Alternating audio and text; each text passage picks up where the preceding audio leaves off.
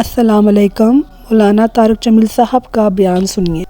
میرے نبی تشریف لے جا رہے ہیں، آپ کو آواز آئی یا رسول اللہ، آپ نے یوں دیکھا کوئی نظر نہیں آیا، پھر آواز آئی یا رسول اللہ،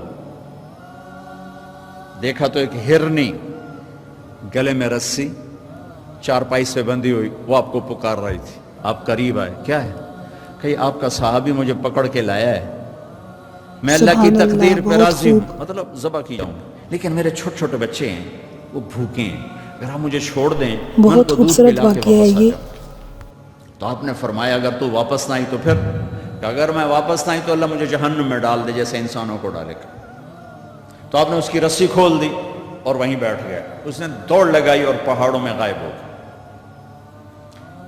دیر گزر گئی، آپ نے دیکھا وہ پہاڑ سے اتر رہی تھی اور آقا کہا یا رسول اللہ میں حاضر ہوں۔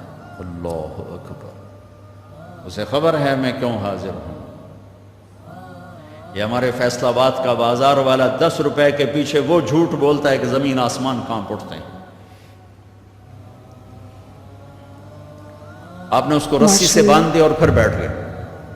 دیر گزری، وہ صحابی ہے جنہوں نے پکڑا تھا شکار کے لیے، وہ دیکھ کے پریشان ہو گئے، یا رسول اللہ آپ کیسے؟ کہا بھائی میرا ایک کام ہے چھوٹا سا۔ کہا کیا؟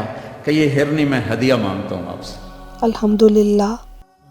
کہا یا رسول اللہ ہم تو جان قربان کرنے کے پیچھے پھر رہے ہیں، آپ ہرنی کہتے ہیں؟ کہ بس یہ دے دو، کلے لو۔ تو آپ نے اس کی رسی گردن سے نکالی، کہا الحق بأہلک، جو اپنے بچوں کے پاس چلی جا، سچ نجات دیتا ہے، جھوٹ ہلاک کرتا ہے۔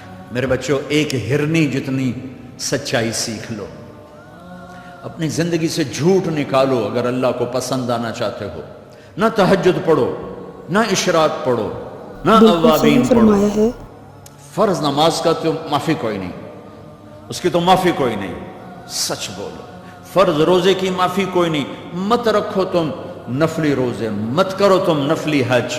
فرض حج ہے کرو، فرض زکوٰۃ ہے ادا کرو، فرض نماز ہے نہیں چھوڑ سکتے۔